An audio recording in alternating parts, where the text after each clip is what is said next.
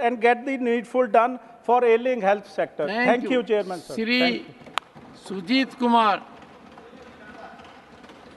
Thank you, sir. Sir, at the outset... 25 minutes. Thank you, sir. Sir, at the outset, I would like to convey the message of my party president, Sri Naveen Patnaik, with regards to the budget. And I quote him, BJP had put special category status in the manifesto as a promise to the people of Odisha. However, this promise has not been considered for Odisha, whereas special package allocating crores of funds have been announced for Andhra Pradesh and Bihar. Along with this, the demand of Odisha for revision of coal royalty, which has been pending for years with the central government, has been rejected, because of which the state would lose thousands of crores of revenue every year. Lots of big promises in different sectors were made to the people of Odisha during the election campaign, especially on agriculture, MSME and industry. There is no mention of any promise being fulfilled in this budget. This is a complete neglect of Odisha and their people. Today, the most serious issues being faced by the common public is inflation or price rise and unemployment. This budget does not have any considerable intervention to address these two major issues. I'm happy to see there is a focus on tourism in Odisha. I hope it is substantial and we shall await the details. I would say that along with the people of Odisha, I feel disappointed at the continued neglect of Odisha while the state contributes so much to the country. Unquote. Sir, people across the country are feeling very disappointed with this budget, and particularly people of Odisha are feeling let down with the budget pronouncements. Sir, Andhra and Bihar have received huge budget bonanza. To give some examples, sir, an outlay of 26,000 crore has been given to Bihar for road projects. 15,000 crore this fiscal and in future years for the development of the capital city of Amravati. Sir, central government has announced that it will support loans from multilateral agencies for Bihar and Andhra Pradesh. The minister also announced a special backward region grant for 3 districts of Odisha. Sir, lest I am misunderstood, I would like to clarify that we don't grudge this budget bonanza for Bihar and Andhra Pradesh. In fact, we are happy for our brothers and sisters from Andhra Pradesh and Bihar that they have got this budgetary support. But sir, why stepmotherly treatment for other states like Odisha? Why are we neglected? Sir, are we not part of Purvodaya, which Honorable Prime Minister has been talking about? Sir, why is appeasement to allies at the cost of states like Odisha, Jharkhand and other states? Sir, can we have a Vikasit Bharat? Can we have a Vikasit Bharat without having a Vikasit Odisha, without having a Vikasit Jharkhand? Sir, mention was made of KBK region of Odisha. I come from that part of Odisha, which is probably as backward as the 3 districts for which special grant has been announced in the budget. Why not special grant for KBK? Sir, don't other states also need loans and support from multilateral agencies? Will the central government support these other states also when they apply for loans from multilateral bodies? Sir, I shall be failing in my duty if I do not share the concerns that I have from the budget. And because this is the Council of State, it is my duty to also highlight the concern and the neglect of Odisha in the budget of 2024-25. Sir, ma'am, the first concern that I have is regarding R&D. As a nation, we spend less than 0.7% of our GDP on R&D, which is abysmally low. Comparable numbers, China 2, USA 3.06, South Korea 4.6, Israel 4.9. Tell me, how can we become a Vikasit Bharat without focusing on innovation and R&D? I'm so disappointed that this budget does not have adequate focus and priority for R&D. Second concern I have is with regards to education. And when it comes to spending on education and health, I'm reminded of French literature laureate André Gide, who said, everything that needs to be said has already been said. Everything that needs to be said has already been said, but since no one was listening, everything must be said again. Honorable Finance Minister last year in her budget speech listed out 7 priorities, what she called Saptarishis. I was very disappointed last year as well, ma'am, that education was not one of the Saptarishis. This year, she has articulated 9 priorities. Again, education is not one of the priority in her list. we all know, ma'am, that an investment in education is the foundation of a nation. Way back in the 1960s, the Kothari Commission and now the new education policy of 2020 have been talking of investing at least 6% of our GDP on education. We are nowhere close to that. We are at best 3% of our GDP. If you add the state budget, then probably it will become 4% of GDP, nowhere near 6% of GDP. That has been recommended by Kothari Commission and also the new education policy. Ma'am, a small state like Odisha, last year, under the leadership of our then visionary Chief Minister, Sri Naveen Patnaik, allocated 13.2% of the state's GDP on education, which shows the commitment of the BJD government and conviction of the BJD party towards education. Ma'am, let me quote a few lines from the new education policy itself.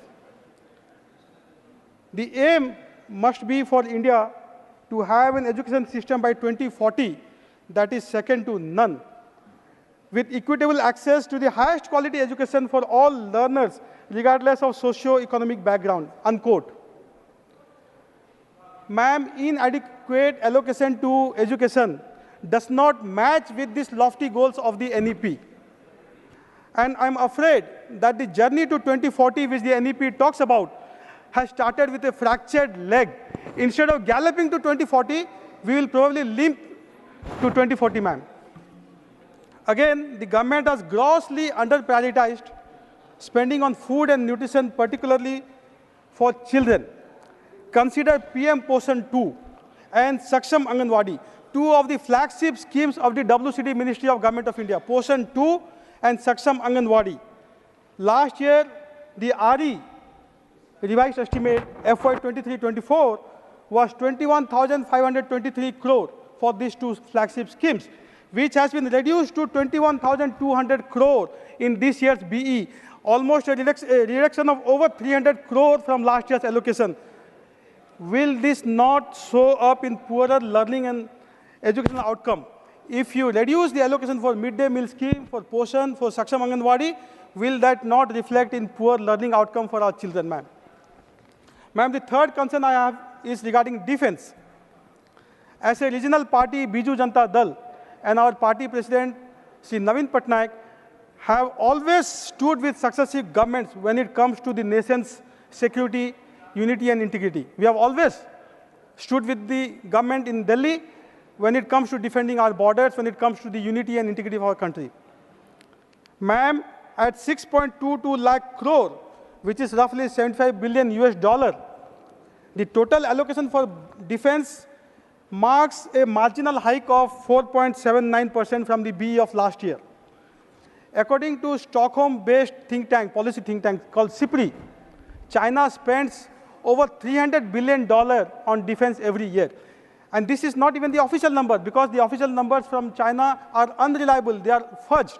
Unofficial estimates claim that China spends over $700 billion on defense. So that's the difference we are talking about, $75 billion in India and over $300 billion officially in China, unofficial $700 billion. This accounts to less than 2% of our GDP. Less than 2% of our GDP is spent on defense. Many parliamentary standing committees on defense have recommended that as a nation we should spend over at least 3% of our GDP on defense. Ma'am, we are extremely proud of our armed forces who are guarding our borders and giving us this safety net. Our armed forces have to be battle ready. They have to be constantly ready to meet any eventuality, particularly when we have a very belligerent, aggressive and hostile nation called China in our Indo-Tibet border. So this is why I urge the finance minister to ensure, I hope that they have done the maths, but I ensure that adequate funding is allocated to defense. My fourth concern is with regard to sports. At 3,442.32 crore, the budget for the sports ministry has only been marginally hiked by 45.36 crore from the previous year. Only a marginal increase of 45 crore. Ma'am, with this lousy focus on sports, no wonder we are not in the top 30 sporting countries in the world. A country aspiring to be a $5 trillion economy, spending less than $500 million on sport is certainly not encouraging, ma'am. We are talking of $5 trillion economy in the next 1 or 2 years, but we are spending less than $500 million on sports. Ma'am, it would not be out of place to bring to the attention of this House how Odisha has emerged as the sports hub of the country under the leadership of our visionary former Chief Minister Sri Naveen Patnaik. Odisha successfully hosted 2 Men Hockey World Cup, successfully, twice in a row. We built the world's largest hockey stadium in terms of seating capacity, called the Birsa Munda Hockey Stadium in Rourkela, which has made the entire nation proud. And Odisha is the first and only state to sponsor the men and women hockey team of the country. The fifth concern is with regards to unemployment. Ma'am, unemployment, as everyone would agree, is a very urgent and pressing issue facing the country. In fact, the economic survey which came out a couple of days ago has estimated that the Indian economy needs an average of 78.5 lakh jobs every year on an average until 2030 in the non-farm sector to cater to the rising workforce. 78.5 lakh job is what we need every year in the non-farm sector to meet the rising demand for employment. Ma'am, which sector creates job? It is the MSMEs. It is the MSMEs that create jobs for the country. It is the MSMEs that create wealth for the country. But unfortunately, we didn't see adequate focus on MSMEs in this budget. I'll give you some examples, ma'am. I'm happy that the Mudra loan ceiling has been hiked from 10 lakhs to 20 lakhs. Great. But ma'am, talk to any rural entrepreneur. Talk to any woman entrepreneur in the country. How difficult it is to access a Mudra loan. They will tell you horror stories. It is so difficult to access Mudra loan. So this hike in ceiling from 10 lakhs to 20 lakhs, unfortunately, will not do much for rural entrepreneurs, for women entrepreneurs. We recommend that the government should provide preference in government contracts and tenders up to 20 crore to MSMEs, to local MSMEs. That will boost the local economy and the local ecosystem. We urge the government of India to hike the GST waiver for companies, which is now 20 lakhs to 2 crore. Finally, ma'am, MSMEs need relief from the compliance burden that they face. I'm so glad that the Honorable FM Finance Minister spoke of the Jan Vishwas Bill, Part 2, Jan Vishwas Bill 2.0. I request her and I request the government to expedite such a bill which will ensure that our MSMEs are not burdened with the compliances. Ma'am, I would like to make a mention of the gig workers. Today we have about 15 million gig workers in the country. Some estimates say that by 2030 we'll have 90 million, that is 9 crore gig workers in the country. We were expecting that in the budget speech, Honorable Finance Minister will announce a platform for gig workers, a fund for gig workers, where gig workers can register themselves. Today we do not know because companies are not mandated to register the gig workers. Companies like Zomato, companies like Ola, Uber, they are not mandated to register the gig workers. So we do not know whether the gig workers are employed or unemployed. I sincerely had hoped that the Honorable FM would have announced a fund and a platform where gig workers could have been registered. If numbers are to be believed, today less than 9 lakh gig workers are, only 9 lakhs, less than 9 lakh gig workers are registered. Whereas today we have about 1.5 crore, which will increase to about 9 crore by 2030. Ma'am, the reason I speak about gig workers is because they not only help generate employment, but the best part is that they bridge this gap in terms of gender unemployment. Because of the flexible working hours, more women are able to join as gig workers. And if we focus on such a database or on a fund for gig workers, then I think we can empower more women to enter our workforce. The sixth concern I have, ma'am, is with regards to internship and CSR issue. Ma'am, in our budget speech, the Honorable Finance Minister calls for top 500 corporations to bear 10% of the internship cost from the CSR kitty. Madam, this is neither desirable nor is it acceptable from a legal point of view. Because internship is something which benefits the company directly or indirectly. And to allow a company to adjust that against the CSR fund is not ethical. It's not desirable because less money will be available from the CSR kitty to be spent on social sector, to be spent on charitable activities. So if you allow a company which will benefit from the internship to adjust that CSR money, then less money will be available for other activities, which is not desirable. Again, from a legal point of view, I think there is ambiguity in the legal regime because the general statutory rules of 2021, and I read out, the CSR projects or programs or activities that benefit the employees of a company and their families shall not be considered as CSR activities in accordance with Section 135 of the Companies Act. So I'm reading out from the GSR, General Statutory Rules of 2021. And the Companies Act, Section 125, is very clear that anything that benefits the employees of the company or their family members cannot be considered as CSR. So I do not know how this, this budgetary pronouncement will be on the right side of law. Rather, what the government could have done is to mandate that the companies contribute from their actual salary expenditure and could have paid the interns. Ma'am, the seventh concern that I have is with regards to tourism. Now, all of us know that tourism is the growth engine of an economy. Tourism creates jobs, it brings in foreign exchange, you know, it has multiplier effect, and some studies have estimated that it contributes to 2.8% to our GDP directly and close to 9% to our GDP indirectly. And about 4 crore jobs are generated because of the tourism industry, which is roughly 8% of the total employment of the country. Now, I'm also heartened to note that the Honorable Finance Minister spoke of Odisha. She spoke of the abundant natural beauty. She spoke of the rich cultural legacy in Odisha, the majestic temple architecture, the classical dance, music, the pristine beaches. She spoke of the wildlife. So I would really thank her on behalf of people of Odisha for that. But similar to the announcement for Bihar, we were expecting a specific and structured package for development of tourism in Odisha, which was not there in the budget. I have a couple of suggestions, ma'am. Bali Yatra. Ma'am, the erstwhile name of Odisha is Kalinga. And Kalinga had a very rich and illustrious tradition of maritime history.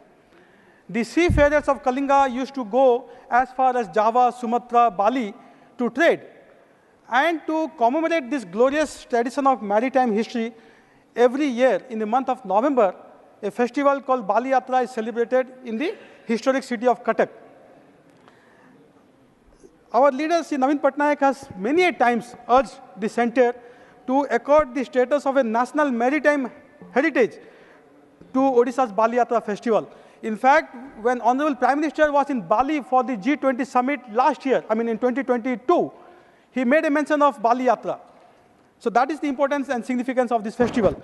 But it has not been accorded the status of National Maritime Heritage Festival. I urge the government to consider this request. Number 2, Dhanu Yatra. Madam, Dhanu Yatra is the world's largest open-air theatre. It's a theatrical festival celebrating Ras Leela, celebrating the life of Krishna, and it is the world's largest open-air theatre. It should be recognized as a national festival and included in the list of fairs and festivals of India. Odisha is the place that gave birth to a new religious cult called the Mahima Dharma, which talks of international well-being. It was popularized by Sant Bhima Bhoi with his immortal words, Praninka arato dukho apramita dekhu dekhu keba sahu mo jivana pache narke paditao jagata uddhara heu, which means, how could one witness and bear with the plethora of plights of fellow human beings? Let the world get redeemed at my cost. Ma'am, these immortal words are inscribed on the walls of the United Nations in different languages. So the place of birth of Sant Bhima Bhoi should also be developed. India is the origin of Buddhism. We all know, we are proud of this fact that India is the motherland of Buddhism. There are many Buddhist sites in India like Lalitgiri, Udayagiri, Ratnagiri, where you had Pushpagiri and Parimalgiri universities as recorded by the Chinese scholar Huan Sang. Now, this could be developed to attract tourists from East Asia and Southeast Asia particularly, and also a central university for the study of Buddhism and Buddhist philosophy should be established in Odisha. Ma'am, my last concern is with regards to the eighth concern is with regards to fiscal federalism. A lot has already been said about it, but I'll just quickly repeat. The size of the divisible pool of taxes has been going down. 15th Finance Commission had recommended that 41% of the divisible pool should be devolved to the states, but the actual share received by the states has been decreasing. In FY 22-23, it was 35.1%. In RE of FY 23-24, it was 36%. And in this year's BE, it is 35.5%, which is against the spirit of the Finance Commission, against the spirit of the federal structure of the Constitution. Ma'am, finally, I'll come to the neglect of Odisha. My party president, Navin Patnaik, has time and again raised these issues of negligence with the past and present central government when it comes to tele-density, when it comes to national highway, when it comes to coastal highway, railway, when it comes to banking and cutting off funds for the scheduled areas and for KBK. Ma'am, we have been urging that special consideration to Odisha should be given when it comes to the disaster response fund. Every year, it's a known fact that now almost every year Odisha witnesses super cyclones or cyclones. So ma'am, we are requesting that the sharing pattern under the disaster response fund should be 90-10 at par with the Himalayan states against the 60-40 that is there today. Secondly, the Finance Commission also has recommended that a devolution of rupees 100 crores towards Odisha for drought prevention measures and rupees 800 crore for strengthening the early warning system should be sanctioned. Number two demand from Odisha. Ma'am, we have a 480 kilometers long coastline, but today we have only 3 ports, major port in Paradip and 2 minor ports in Gopalpur and Dhamra. Ma'am, there is possibility of developing many other ports, particularly in places like Astarang, Subarnarekha, and a riverine port in Mahakalpada. This will hugely boost the economy of the state and also stimulate and create jobs. Third demand, ma'am, is with regards to the GST on Kendu leaves. Ma'am, Kendu leaf under the Forest Right Act of 2006 can be collected by the tribal population. It has been categorized as a minor forest produce. Today, 18% GST is levied on Kendu leaf, which is putting a huge burden on the Kendu leaf pluckers, on the seasonal workers, on the binders, who are largely tribals. 10 lakh tribal population is dependent on this Kendu leaf economy. So we demand that this 18% GST should be waived on Kendu leaf. And this demand has also been raised many times by our Honorable Party President in different fora. He has also written to the Union Government many times on this. Fourth demand is with regards to revision of coal royalty. Ma'am, Odisha being a coal-bearing state is at the forefront of coal production in the country, thereby helping and assisting in the energy security of our nation. But I'm sorry to point out that the coal royalty rate has remained stuck at 14% since May of 2012. For last 12 years, there has been no revision in the coal royalty, despite the inflation, despite the changing economic circumstances. Many a times, Navin Patnaik has written to Union of India. Many a times, he has spoken to different union ministers for revision in the coal royalty structure, but it has fallen into deaf ears. Ma'am, it is urgently essential that we need to revise and review this coal royalty structure. Ma'am, banking facility today, 65% of Gram Panchayats in Odisha do not have banking facility. And if I talk of the KBK region where I come from, close to 75% of the GPs, Gram Panchayats, do not have banking facility. We need support there. Railways. Ma'am, you will be shocked to know that the rail density in Odisha is 18, whereas the national rail density is close to 22. Our neighboring states, they have much better rail density, and we are happy for them. But we also demand that railway networks should be enhanced in Odisha.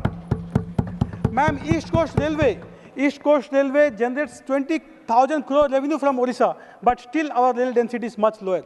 And if I come to the KBK area, which is a cluster of 8 districts, 7 of which are part of the aspirational district program of Niti Aayog. These 8 districts are largely tribal, largely LWE affected. The rail density is less than 10 in single digit. Please wind up. Ma'am, I'll wind up in 1 minute. So, ma'am, my party demands that there should be massive expansion of the rail network in Odisha and in the KBK region particularly, because connectivity is the lifeline of a nation. Connectivity is the backbone of the economy. Ma'am, some specific demand with regards to railway: Malkangiri to Bhadrachalam, Jaipur Malkangiri, Jaipur Navrangpur, Theruvali Gunpur, Kandamaji to Jaipur, Bargarh to Nuapada, and Lanjigarh Road to Fulbani are some of the railway projects that need immediate attention. Ma'am, last point. Sir, kindly wind up. Last point I'm winding up. Ma'am, there is announcement of construction of a loco workshop in a place called Nadla in Kalahandi district. We are clueless as to what's happening with that. There is no progress on that. So that is the final request. Ma'am, I'll conclude by saying that in the last 2 decades, Odisha has witnessed remarkable transformation, remarkable socio-economic transformation. But we are still not getting our due. Shri Sanjay Yadav. Instead of acknowledging... Shri Sanjay Yadav.